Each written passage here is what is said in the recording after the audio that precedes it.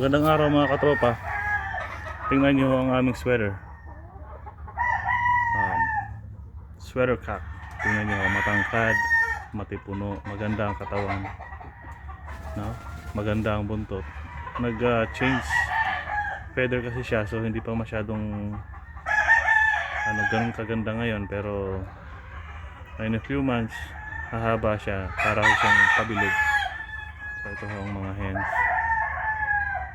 Winter season na kasi dito sa amin, so yung mga hens nag-a-adjust pa sila, so para silang nilalamig. Kaya matatangkad, no? Matangkad din ng hen, matangkad din ng broodcock. So magpuproduce sila ng matatangkad na lahi. Sabi nga, ang pagpili ng mga manok, napakasimple lang. Matangkad, healthy, no? Ang lalaki pula dapat yung balat niya. Ganon din sa mga hen. Okay. Ito ho ang iba.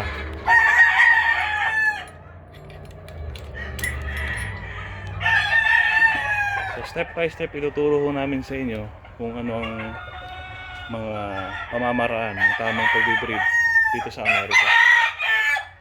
Ayan. Kelso. Okay.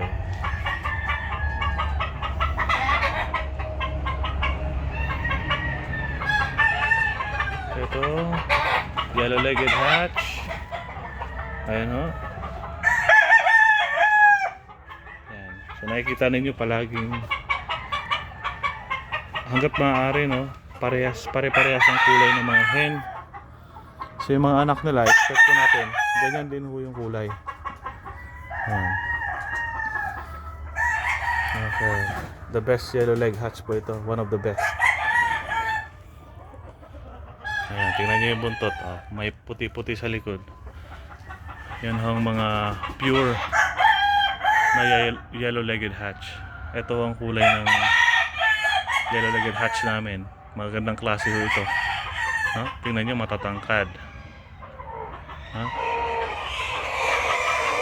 Matangkad din ang stag. Matangkad ang mga pulet. Yan ang mga tips, isa sa mga tip na maibibigay ko sa inyo pag pumipili kayo ng material sa pagbibreed. So dito sa amin, pure breeding kami. At mag-subscribe lamang ho kayo. Subaybayan lang ninyo ang aming YouTube channel. At step by step ituturo namin sa inyo yung pamamaraan simula sa pagpili ng mga broodcock or stag, pagpili ng mga pulet, mga inahin, hanggang sa pangingitlog nila, no? Sa paglagay sa incubator, hanggang sa mapisa, paano alagaan ng mga sisiw, no? Hanggang sa lumaki sila, hanggang sa maging stag at pulet na rin sila.